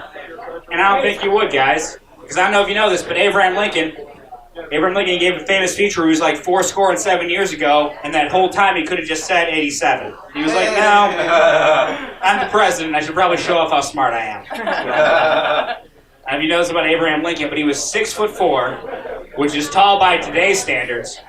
And this guy was walking around in the 1800s with a giant top hat just in case he wasn't the biggest person in the room every single time. All right, that's very insecure, not my president. Okay, guys? And finally, Abraham Lincoln, I don't know if you know this, when he was running for president, he was clean-shaven, but when he got elected, he grew his beard out because the little kid said he would look better with a beard. Now, guys, I don't know about you, but I want a president that makes his own decisions, doesn't listen to letters of children. It's Jefferson Davis, 1860. That's all I'm saying, guys. Thank you. Thank you. One guy knows who Jefferson Davis is and thought that was funny. She knows who Jefferson Davis is and didn't think it was funny. That's what it was. The big difference. You can never really tell. Is that too far or just a terrible joke? That's really oh, man. I'm not a big political comedian because I'm poor, so all I care about is money. That's how that goes. I don't know. People say money won't make you happy, and those people should have to pay double taxes. That's how I feel about that. Thank you. Stand appreciate it. If money's not going to make you happy, just give me all your money, okay? At least one of us should be happy. That's how I feel about that. Excuse me, folks. My stomach's a little upset. I was drinking coffee earlier. My thing is, I like my coffee like I like my women, which is responsible for most of my internal problems. So. Thank you. It's not the beer's fault. All right. I have to work for a living. It's terrible. That's why I need. That's how I get my money. I had to go to a lot of job interviews to get my current job. And I kept getting told I was overqualified for the position, which is weird to me. So I always thought my English degree was just pointless, but now it's actively holding me back. So it's fun stuff. I used to have a job where I was actually used to be an Uber driver. That was cool. And I don't know if you ever driven an Uber before, but the GPS will take you down weird routes you never been. And this one time, they had this stranger in the back of my car, and he was driving me through alleys and stuff. So I was like, it would be pretty funny if I just convinced this guy I was about to murder him right now. Right? It'd be hilarious. I didn't do it for lots of reasons. There's lots of reasons not to do that. But I did say murder a bunch of times under my breath and laugh to myself the whole time. So, like, I kind of did do that. Like, you know, right? I used to be a handyman. I used to be employed by the people who own this building, actually, and they fired me. But I get to host an open mic here, so who's the real winner? That's what happened. One time there was a guy in the crowd whose toilet I fixed. Did not recognize me. That's good. He couldn't see all of my success. Oh, that's great. But no, before I was a handyman, not enough people who work from home could see my butt. So it was a big upgrade. Happy about that. Thank you. I'd be in people's homes when they weren't home all the time, and this one woman had on her refrigerator her HIV test results from 2009. Which is great, because it means she didn't have HIV in 2009. It's great news, folks. So, but I don't know why she put that in the refrigerator. Could have been like a close call back in 2009, but you never know. You put nostalgic things in the refrigerator, too. Could have been like, hey, remember 2009? Back when I didn't have HIV? Oh, those were the days. Oh, whatever. I had never met her, so she's probably fine, guys. I had this one job where I was a lifeguard, and being a lifeguard is a lot like any other job ever, in that there's always a lot of customers you kind of hope die. So it was like kind of a conflict of interest when you think about it. I know. But I was saving this one kid from drowning, and then later I see this kid kind of harassing and bullying these other kids. So what I'm saying is I regret my decisions. Okay, folks, the man's got to eat. What are you going to do? I used to, alright, I'll do this. The butterfly stroke is dumb. I'll just tell you that because I used to be a lifeguard. If you don't know the butterfly stroke, it's where you move your arms like this, your legs like that, and it looks a lot better in the water, guys. Just take my word on it. It's fine. But basically, it's a way to use more energy to swim slower. So I think it needs to be cut from the Olympics because I don't think it's an accomplishment. Sorry. And I think we need to take some gold medals away from Michael Phelps because he doesn't deserve that many. And I know some people aren't on board with that because Michael Phelps is like an American hero.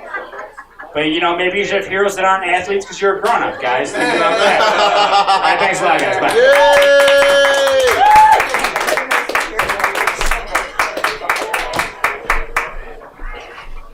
Keep it going for Andrew.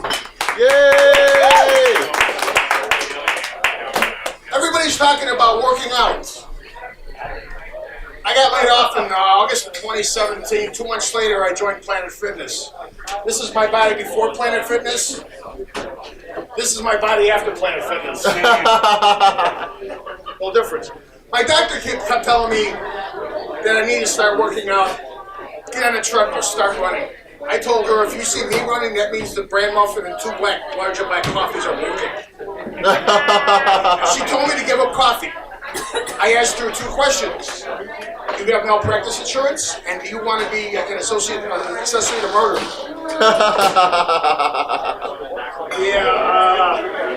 I started smoking since I officially retired. I decided I'm going to start smoking pot again.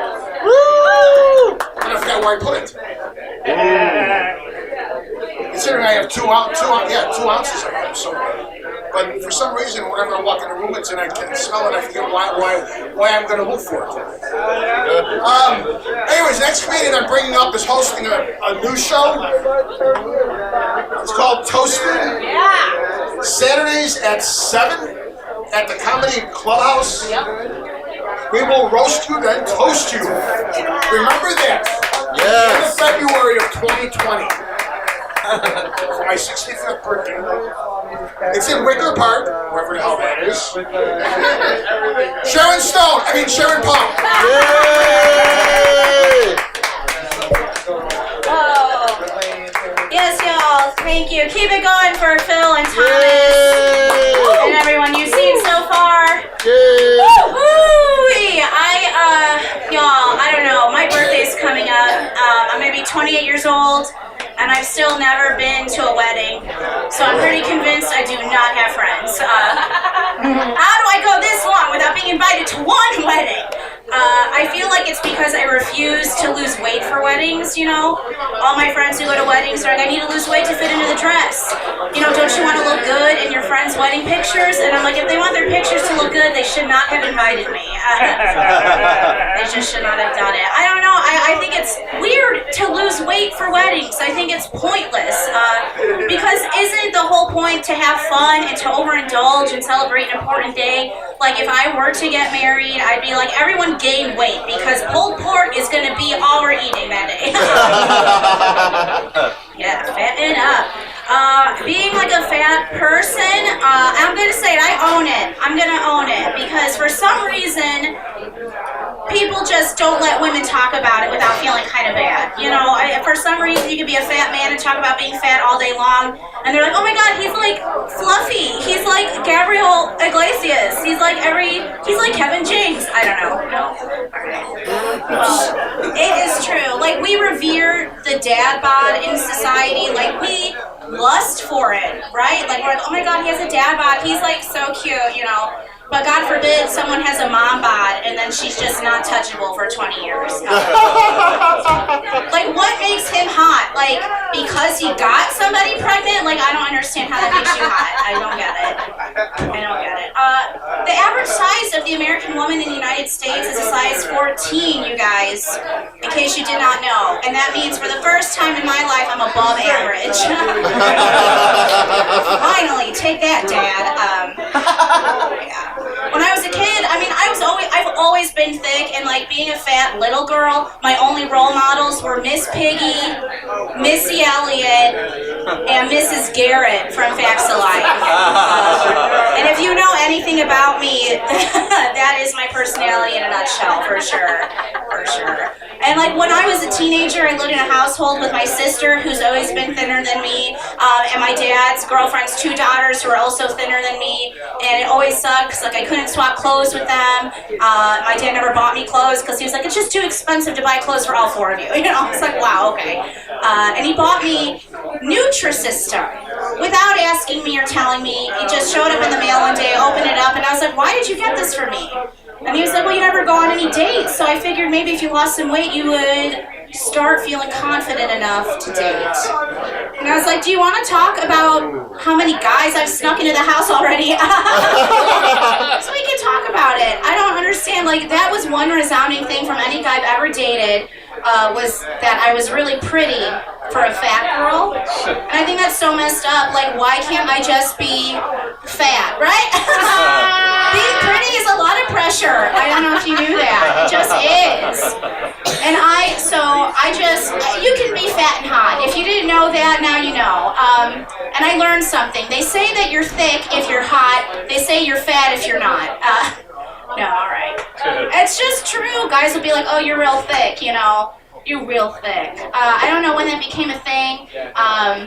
All I know is that if the government were to try telling me that they were going to charge me $600 a year for not losing weight, I'd still not lose any weight. I would take it as a challenge. I would absolutely take it as a challenge. I go out to eat with friends a lot. Like, that makes me super unique, right? I'm the only one that goes out to eat with my friends. I'm so cool. I went out recently to split an appetizer with a friend and order some entrees, you know, typical whatever. She was like, oh, thanks for splitting this app with me. You know, I'm on a diet. Are you on a diet too? And I was like, no, girl, I just can't afford my own appetizer. Absolutely buy my own. What? I went to a buffet with a friend who was so excited to pig out because she said that her boyfriend doesn't let her pig out because he likes her to stay fit. And she was like, but you're really lucky because your boyfriend lets you eat whatever you want. And I was like, girl, that's not luck. That's called being a human. When did it become a qualifier to date that someone let you eat cheeseburgers? Oh my God, he let me eat in front of him. I'm gonna marry him. Like, why? Why? What is your problem? Who hurt you? You know? Wow. I went on a first date many years ago with a guy through OkCupid. Is that still something we use, y'all? No? Yeah. All right, yeah? Good. Well, it makes sense that you use it, Phil, because... I don't. Oh, you don't? Oh, never mind. Well, ha to you. You meet guys the old-fashioned way. What? What?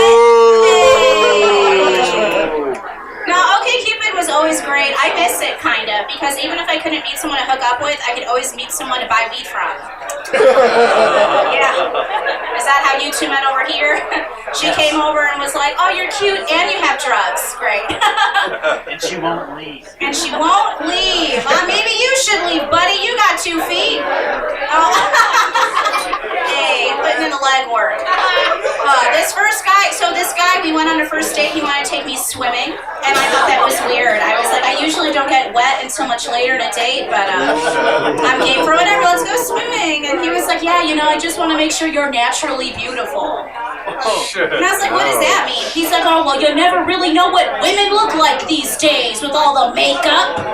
And I was like, okay, A, makeup is waterproof now. Alright? B, if you can't figure out that I wasn't born with purple eyelids, you're the one with the problem, not me. I don't wear makeup for you, guy. I wear makeup for myself, alright? Because I have bipolar 2 disorder, and I don't want you to see the 1,000 anxiety attacks I had this week, you know. Just the way it is. And I kept going on dates with this guy. I don't know why. I had just lost my virginity, and I was like trying to lose it again so I could get it right. And you know, it's all good. Rihanna was right about finding love in hopeless places, y'all, because I do have a boyfriend now, and we met in a 7-Eleven, and he works there, and he hosts trivia. I know how to pick but we've been dating for like 8 years, and my weight has never been an issue in my current relationship, right? Like, as it shouldn't be. Please love people for who they are and not what they look like. But I'd be lying if I said my weight wasn't an issue sometimes. Like if I sit on his face too many times in 1 week, so I'm pretty sure that's why he has sleep apnea. All right, thank you, Shaker.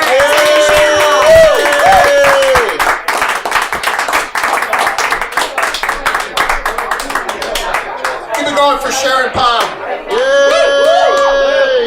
No, the last time I used OkCupid, it was part of AOL. I ended up living with a woman I met on it for like 1.5 years. Oh gosh. Yeah, and I never had a problem every night, every morning. She'd always wake me up or put me to sleep the right way. Oh. A gun to the head. Or her head to my gun. Yeah, something like that.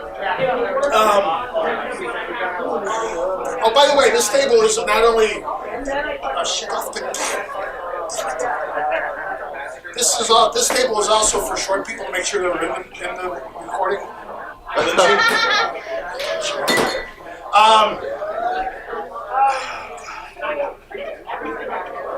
What's staring at me?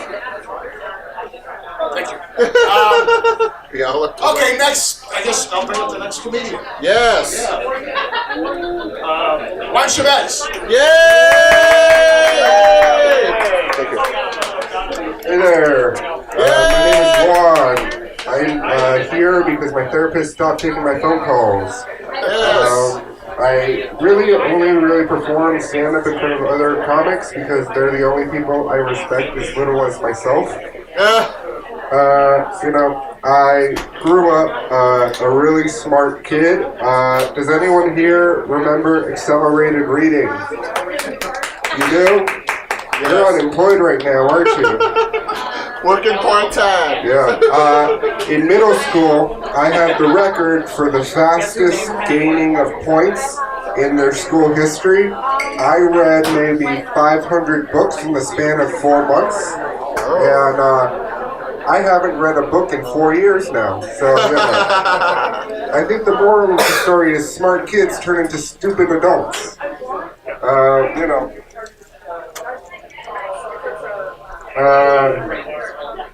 I recently started trying to get healthy, but my definition of healthy is currently taking steroids and working out. So my heart's about to die anyway. I think one of the things I tried to prevent was getting a heart attack from being fat, but now I'm gonna get a heart attack from being a roider. So either way, dead by 35, right?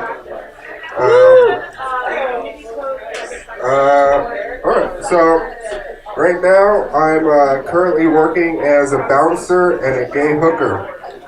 Yes. I'm really trying to live my truth. And when I tell people about that, they're like, oh, I mean, you're not exactly that hot. And not enough to sell this.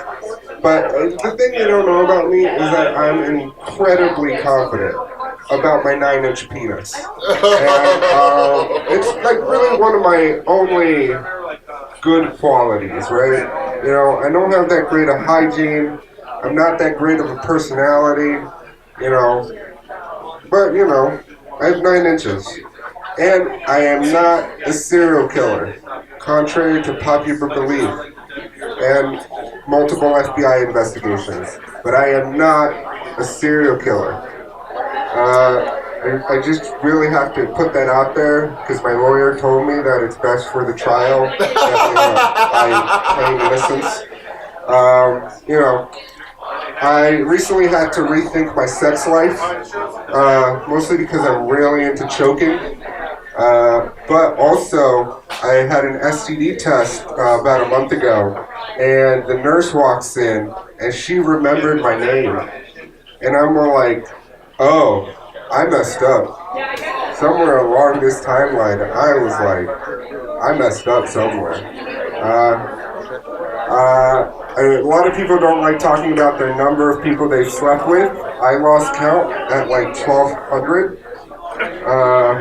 And I lost count back when I was 22. So, who knows where I'm at now. But I do know the STD nurse knows my name, so, the thing about me is, after being a gay bear for the last 10 years, I automatically assume all fat people I meet are gay. It's not true, but 80% of them would get a blowjob from me. So, I'm half right. I recently went on a date that lasted 5 days, and it took me 5 days to realize maybe I was kidnapped. But I just didn't know. But that's my time. Thank you. Yay! Round of applause for Juan Chavez, everybody. You had 1,200 lovers. I remember seeing a statistic that most gay men apparently have 20,000 in their life.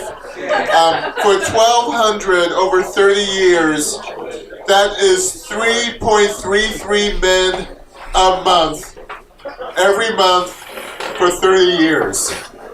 I'm either incredibly ugly or incredibly lazy. When I was single, like my once a month maybe was like maybe.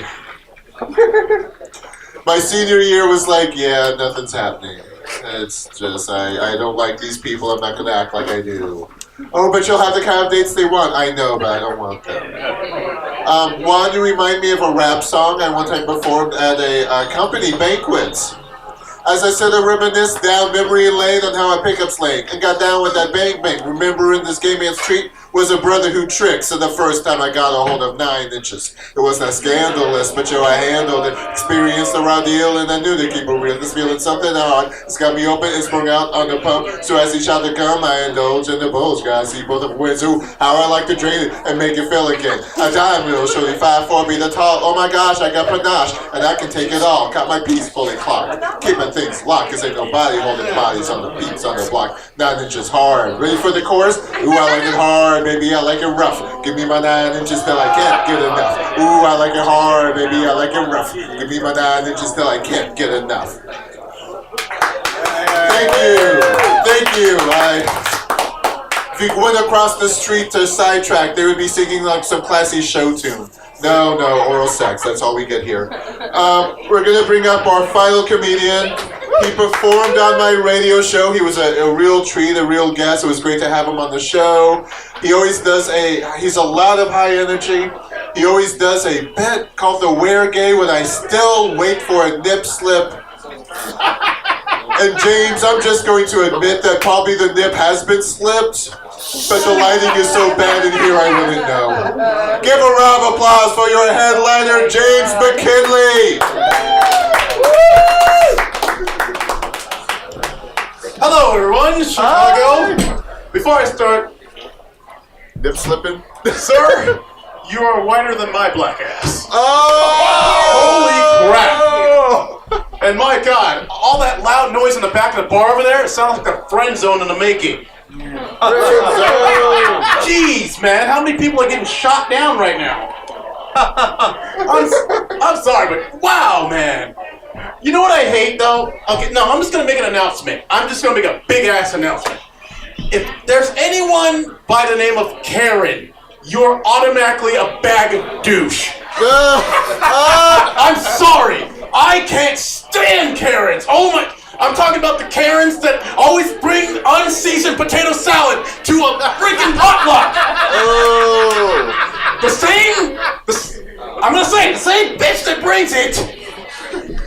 Oh, why? You know what? Okay, Karen, wherever you are, you suck. You know why? But every single time I see unseasoned potato salad, that's automatically considered racism. That's racism by food. It's like you calling the black guy the N-word, saying, Tyrone, you're not worth it. Here's some potato salad. I'll kill you. You're going to be that one black guy at the potluck. Yo, man, this is a good chicken salad. Oh, hell no. No.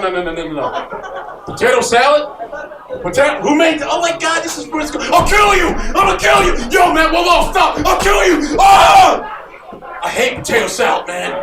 That's the same person that always wants to speak to the manager. Oh! I swear, every time I hear the word Karen, I'm gonna throw a freaking dog at her. Screw you, Karen. Here's a puppy.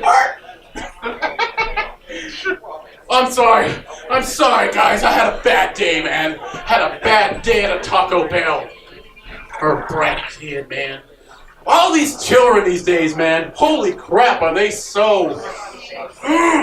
Kids are bad little kids, man.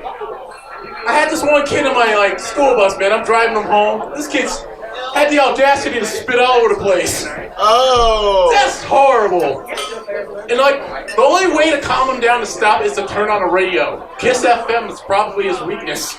But wait, I kind of keep forgetting because my boss kind of chewed me out about that. It's like, you do know he's special needs. Whoop. Oh. I didn't know that! Oh, it said on the... Whoops! I didn't know that until I cut on Kiss FM. That's the worst part about that. What's so bad about Kiss FM? I don't know, but speaking of Kiss FM, I know some of you guys know about Kiss FM. I listen to that bad boy religiously in the morning because there's a segment called Waiting by the Phone. had that become my instant favorite because Waiting by the Phone is a segment on there with Fred and Angie. They're cool as hell. They talk, like, they have people call them to try to find out why they got ghosted. For example, one guy calls them up and say, hey, this girl and I had a great date. We met on this dating app called Bumble. Oh, well, she blew me off, yada, yada, yada. I don't know why, Fred and Angie, can you help? Say, okay, cool. So they call the girl up. Okay, hey, look, this is Fred and Angie from this radio show, Kiss FM. We're on radio. Can we call you? It goes through all that procedure. This lady had the audacity to ghost this guy just because he's a doctor. A doctor. Not just any doctor. This guy had a career as a gynecologist. And the lady that ghosted him was uncomfortable with that fact. Now I'm trying to figure out, wait, hold on. You're telling me you're uncomfortable with a guy that makes probably 6 figures for looking at Snatch all day, and you're uncomfortable with this? Give me that guy's number. I need a new bedroom. God. Oh, jeez. I mean, like, turning down a professional doctor is like a policeman quitting his job because he has to have a gun at all times. It's like, oh, I'm gonna catch this criminal, but I prefer to taser him. I don't like guns. Oh my God, he's shooting at me, but I just want to taser him. He's too far. I want to use my dog, but I don't like guns. I mean, imagine a fireman trying to put out a fire. I'm sorry, I can't use this fire hose. I'm gonna use my super soaker in the back. Come on, Jim. It's not going out. Man, I've listened to so many dumb things in my life. One of the dumbest things in my life are reality shows. They will always be the dumbest. The real world's coming back. What is this world coming to? No. To add insult to injury, Survivor? Seriously, they still have Survivor? Please tell me. I hate that show with a passion. I mean, you cannot call a show Survivor unless there's a golden chance that someone's going to die. You can't just say Survivor. Oh, 1 million. No, man. No. Survivor, for those who forgot, is a game show reality where a bunch of grown-ass folks playing on playground equipment on an exotic island. I am not wasting my time on a playground equipment. I'm gonna bug the hell out of villagers, dude. Dude, talking about Survivor. Give me the license Survivor, man. I'll make a real Survivor. I will hire a cosplayer as the Punisher to be the sniper. Dude, red dot, you voted off. That's it. By the time the first episode airs, you only got 3 people left. Talking about some Survivor. The tribe is spoken, you're voted off. No, sorry, the red dot gets it. Talking about Survivor, that kind of crap sucks. I mean, like, reality shows are not real enough, man. We need to keep that stuff real, man. I'm talking about, you see those things in the hospital? That's real. That's real people coming in with real injuries. And people talking about, okay, we have to do this procedure to get this out of this person. But that's real stuff, man. Anyways. Enough of my rant about Survivor. I want to kick the... Ooh, makes me so mad. It just twists my balls hearing that name. Dude.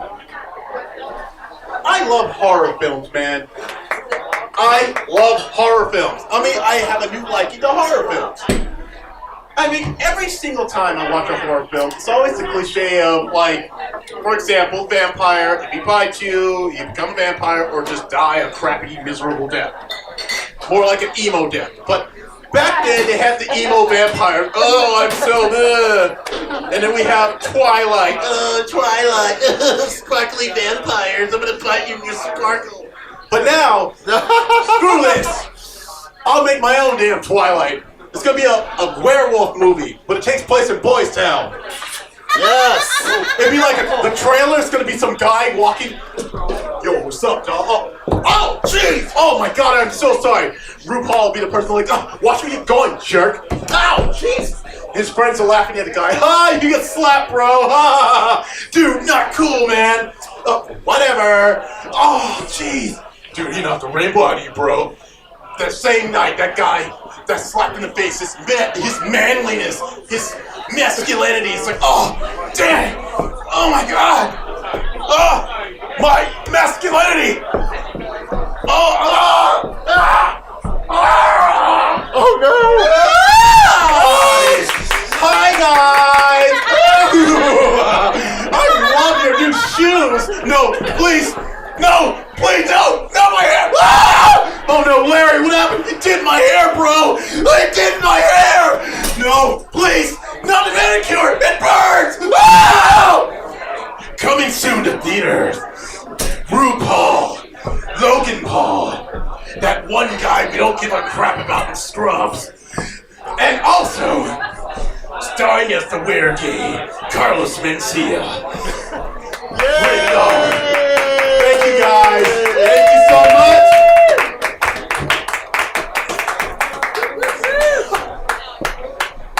Keep it going. I'm gonna let Thomas close. Okay, 2 questions. Has anybody seen The Predator? The original? No, the last one. No. I can't use that. Damn it, I can't use Cosby? Kelly, is that what you said? But Thomas was talking about New Year's resolutions at the start of the show. Giving up smoking, giving up drinking, lose weight, work out, blah, blah, blah. My son and I were going to a hockey game right after the first year. We started talking about New Year's resolutions. And he said, why do people make New Year's resolutions? To quit smoking, to quit drinking, to lose weight, whatever. He says, well, why can't people make a New Year's resolution to better other people? And I'm sitting there thinking for like examples. I was thinking, assassinate Trump, that might help, I doubt it. And I turned to him and I said, well, what do you mean? I couldn't hit him because he was driving. So I asked him, well, what do you mean by New Year's resolution to help others? He said, I don't know, like you giving up comedy? As soon as he pulled over, I smacked him in the back of the head. And to this day, he still excuses me of abuse. It's not allowed. Yeah, they're coming. Thomas Bottoms. Yes. Yes, Phil Burns, making sure the child ain't spoiled. I have been your host, Thomas Bottoms. This has been a crazy show. We do Bottoms of the Barrel every Saturday, 5 to 7 p.m. Q4 Radio, AM 1680, Q4.org. We do the show here at Shakers the 3rd Tuesday of every month. Next month is going to be Tuesday, April 16th. Is that right? That sounds right. Yes. Just got booked in Ohio, heading to Baltimore at the end of beginning of May. I'm excited for that. Find me if I'm coming to your town. We've had so many great comedians. We've had Zane, Sharron Palm, James McKinley, Phil Burns, Juan Chavez, Raza Jafri, Kyle Allen, Glenn Danzig is here somewhere. He's not here with the Misfits or Sam Hain, but that's okay. That's okay. I've been your host, Thomas Bottoms. We've been here at Shakers. They still have their drink specials, and my drink is empty. $4 well drinks. Vodka's my favorite little black dress.